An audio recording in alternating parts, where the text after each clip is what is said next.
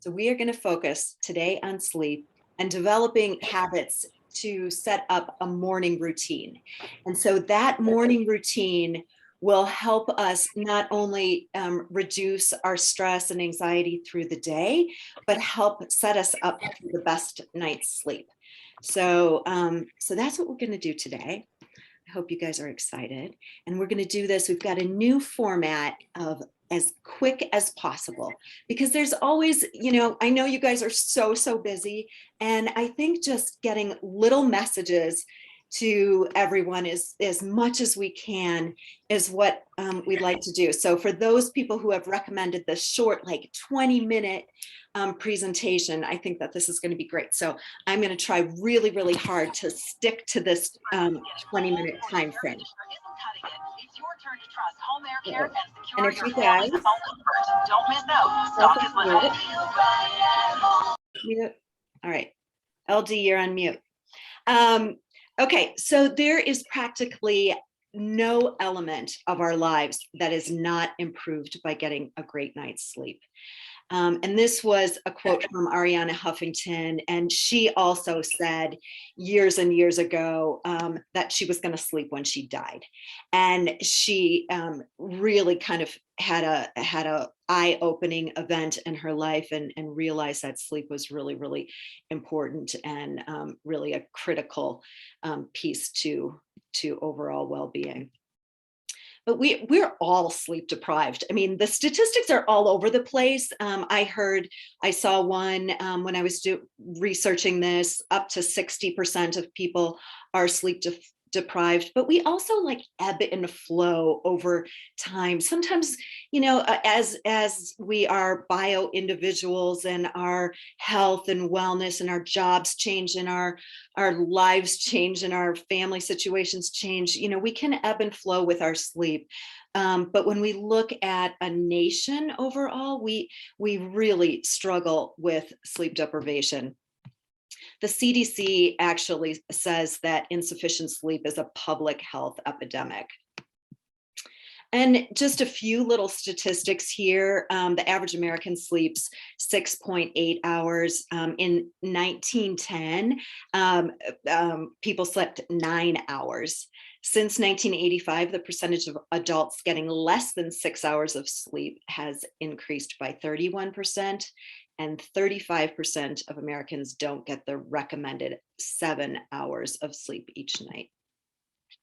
And so, not to spend a ton of time on, really the results of sleep deprivation and focusing on the gloom and doom. I'll just kind of go through these quickly, but I want to make sure that, you are aware of everything that impacts your sleep. So you age faster when you don't get enough sleep. It's also estimated that 15% of Alzheimer's cases arise from sleep disorders, which is a huge number. And that's actually a recent development.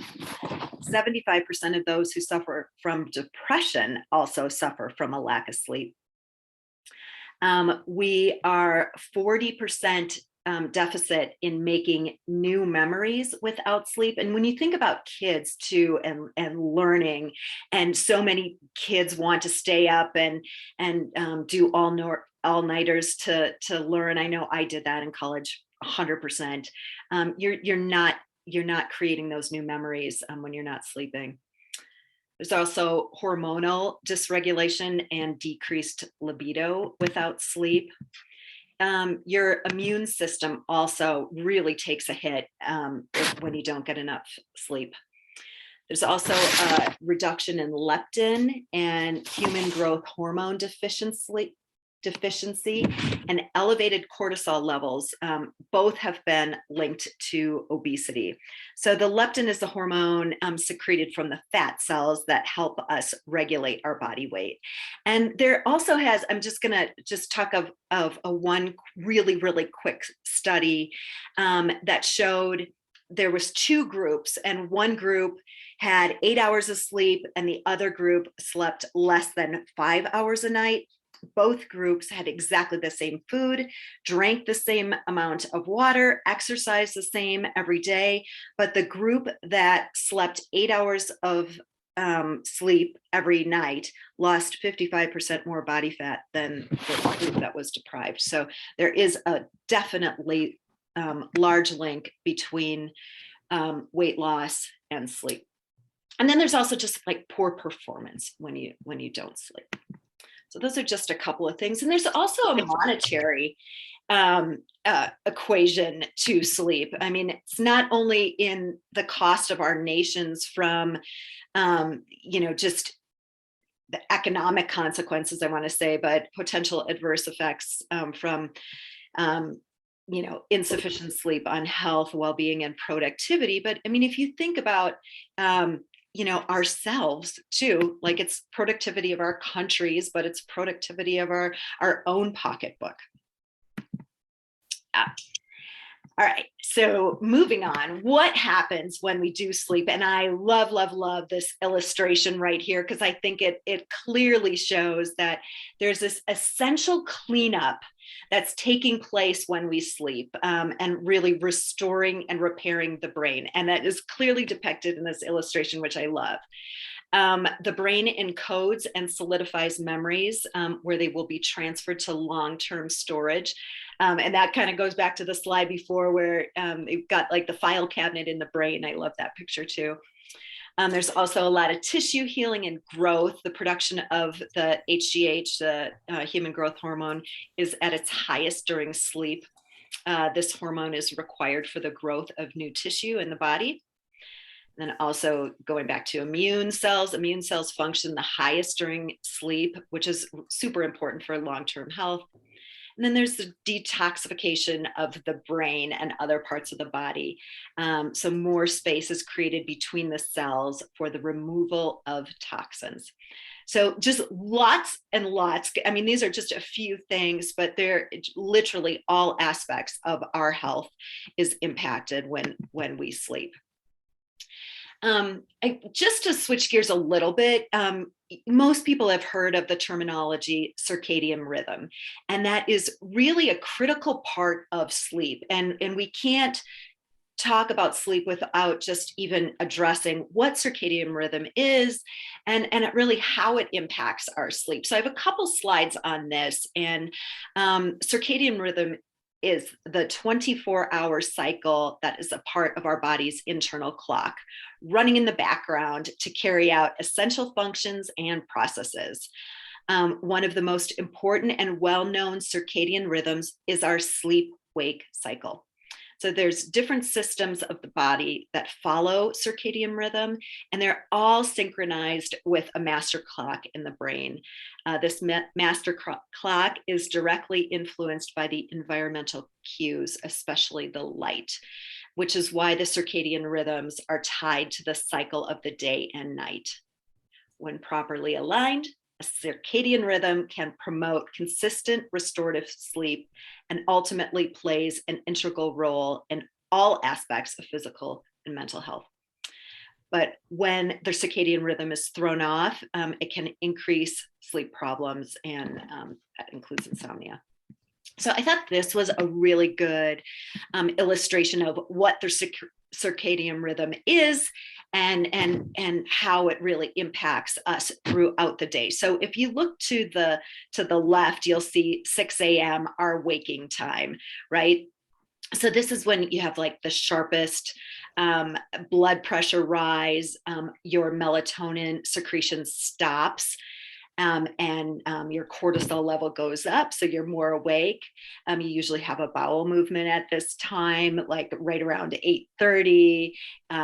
Your highest alertness is around 10. You have the best coordination right around like 1 o'clock. Muscle strength right around 5 o'clock.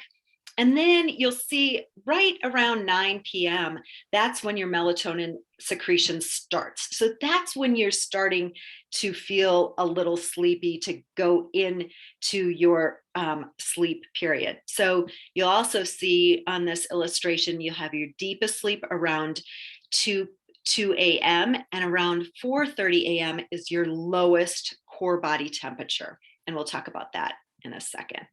So I like this, and I thought it gave a clear illustration of what the circadian rhythm is, all promoted by light. So we each need at least 7 hours, but up to 9 hours of sleep each night. And we cannot, and I keep saying this, but we cannot be entirely physically or mentally healthy if we do not prioritize our sleep. Quality sleep is what regenerates us and gives us the ability to live vibrantly each day. We are less enthusiastic, more irritable, more overweight, and higher risk of disease and illness without sleep. So when we look at the experts in sleep and what are they saying, and I don't want to spend a ton of time on like the biggest tips, because we're gonna look at some of these this week and then in 2 weeks as well. But these are ones that I want you guys to take and take with you and look at every single day. The first, every single expert says, have a consistent bed and wake time.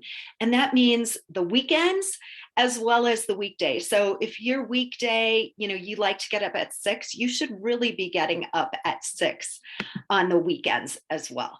So really keeping that consistent bedtime and wake time really enables you to have that stable circadian rhythm. The other thing is to keep your room cool or even cold.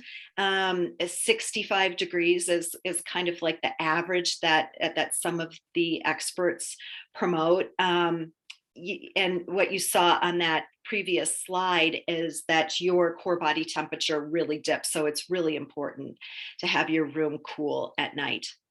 Also, to make your room as dark as possible is really, really important. Sometimes like that small little light can impact and wake you up. I actually used to wake up with my husband's watch. He would turn over, and he has a smart watch that he wears at night because he wants to see his sleep score. And he had it on some lights setting, and he would turn over and I would wake up with just that tiny little bit of light. There are settings to change that, which he did. Another thing is to limit caffeine. If you are drinking caffeine, make sure that you're done drinking caffeine by noon. Also limiting alcohol. And if you are having some alcohol, make sure that you have it, hours before you go to sleep. And then also limiting your late meals. When you're digesting food, it's also hard to fall asleep and stay asleep, and you will have spikes in your blood sugar if you're digesting food late meals. And then the last thing on here with my little tips is shut down anything with a blue light 1 to 2 hours. Initially, when we started doing these talks, it was like, okay, 30 minutes, make sure you shut down your blue light 30 minutes. And then it was an hour. And now the new statistics are really 2 hours before your bed, anything with a blue light at all, whether it's a computer, a phone, a tablet, or TV, just making sure that you shut those things down is really impactful. What I really wanted to focus on today is your morning routine and setting yourself up to improve your circadian rhythm and making sure that it's in line and just being successful for the day. And most people who are struggling to sleep are doing something in their daily lives that they don't really realize is impacting their ability to fall asleep. So I hope that you will take a few of these suggestions and kind of create your own morning routine. And our hope is that, by creating this morning routine, it will inevitably impact your sleep and that you're improving your sleep through this. So I've got 9 different ideas here. And the first one is really waking up on time. And we just touched on that with, making sure that your wake time and your sleep time is consistent every single day of the week. But wake up on time, wake up at the same time every day or close to it. Use alarms if you have to, but it's really great to just wake up with the light, either at natural sunrise or a dawn simulator. And this gets harder and harder as our days become shorter. But just kind of that consistency is the one thing I really wanted to hit home. The second thing is really seeking out the sun. And this point has been hit hard in every type of literature that I've looked at, is getting that first morning sun. And the image here, this little boy opening up the blinds and seeing the sun on his face right away in the morning. It's just a quick and easy. And I do the same thing. I just like lift my blinds and just look at the sun a minute. But just exposure to natural light, especially early in the day, helps reinforce the circadian cue, regulates our natural melatonin cycle, and then improving our chances to get sleepy at the right time of the night. And even if you can't get natural light, winter is coming. Lots of us live in parts of the country that, don't see the sun for months. Use a bright light. And there's all sorts of lights that you can get to help when there's those really, really dreary days or months on end of dreariness. The next tip is start the day meditating. And just to let you guys know too, we've got meditation, quick meditation breaks starting in November. So we're going to have 8 of those, which is going to be really great. But starting the day meditating is awesome. And meditating any time of the day is fantastic. But when you kind of get into the habit of getting up early in the morning and meditating, it just really helps you get into that habit of meditating. Difficulty sleeping can be triggered by anxiety, and it also creates well, that doesn't make sense. But difficulty sleeping can be triggered by anxiety, and meditating really helps with anxiety and stress, and will prepare you to manage your day and the stress and anxiety throughout the day as the bedtime approaches. Here's another one: hydrate. After 7 hours in bed, you really need water to start off your day and to counteract that dehydration from sleep. So right when you wake up, having an 8-ounce glass of water is just an awesome way to start the day. Tip number 5, have exercise early. Again, it's great to exercise any time of the day, but if possible, do some, even a little, or just, some amount of exercising in the morning. The habit will help you stick to your movement routine. And if you can't get exercise early, try to do it at least 3 hours before bedtime to help your stress hormones kind of cool down, and your body cool down before your bedtime. Here's a simple one, and one that I really love, and that's making your bed. Making your bed each morning improves the chances for a good night's sleep by nearly 20%, because it keeps you from using your bed for anything else but sleep. So something super, super simple that you can do. Another idea is a gratitude journaling. Starting your day with gratitude is great for both physical and mental health, and helps you lower your stress and even sleep better. Actually shown to reduce the risk of heart disease. Spending time in nature, also good anytime, whether it's morning, evening, or in the middle of the day, but it does wonders for lowering blood pressure and stress, and just sparks feelings of, kind of being in awe. So there's a lot of new research that proves that spending time in nature will improve sleep through decreased stress, and by resetting our internal clocks to help like a natural sleep cycle. Also read, different things like that's why camping, people that like to camp and stuff, they, get a better night's sleep when you're camping in nature, but that natural light, you're going to bed earlier and rising earlier. And people who want to get into a natural sleep will spend a couple nights in the woods camping. And the last idea I have for you, and I have mentioned before, and I know some of you are really, really familiar with this idea, and that is breathing techniques.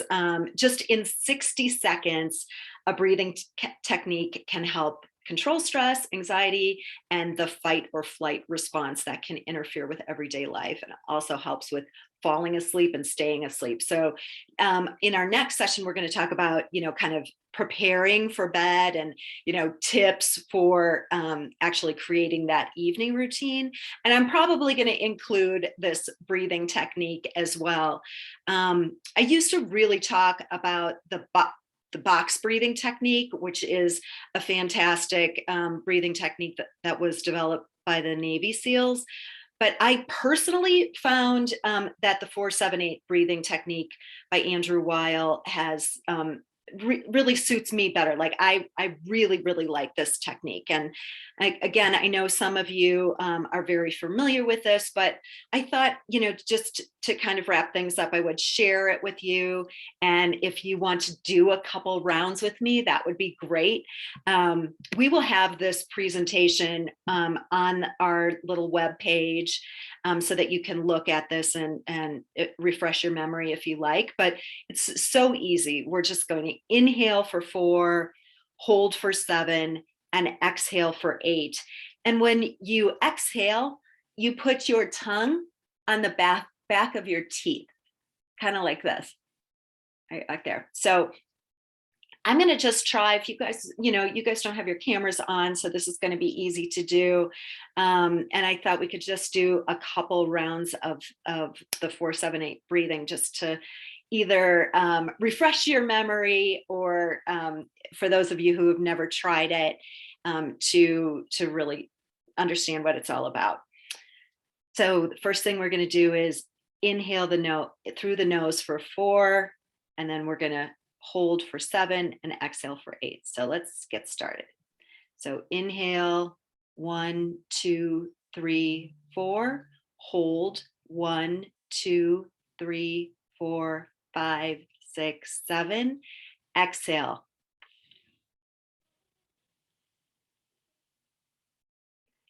Inhale, 1, 2, 3, 4, hold, 1, 2, 3, 4, 5, 6, 7, exhale, 1, 2, 3, 4, 5, 6, 7, 8.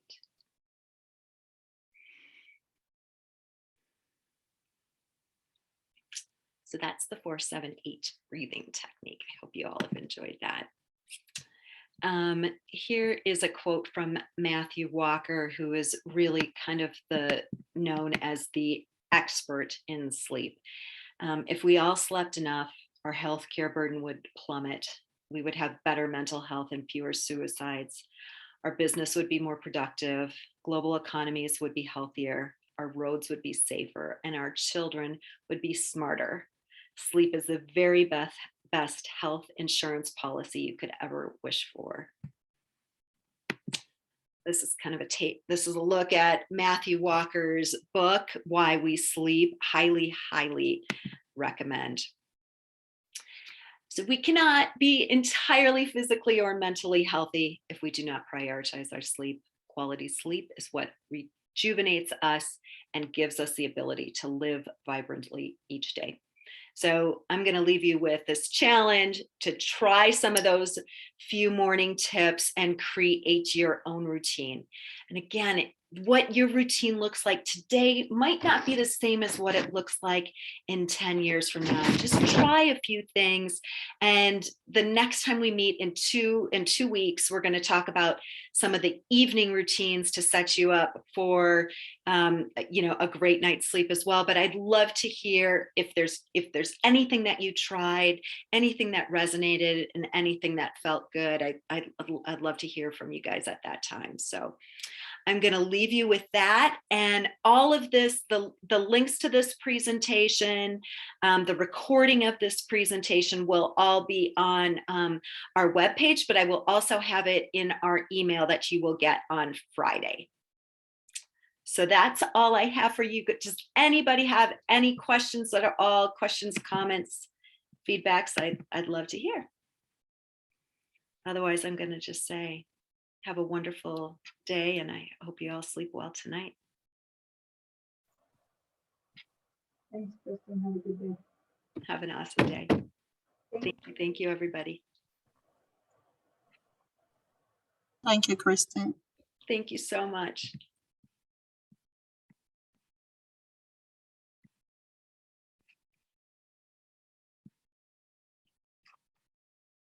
Thank you, lady. Have a good one. Thank you, and awesome stepping, Tracy. Thank you. Have a good one. Yeah, you too. Bye. Bye.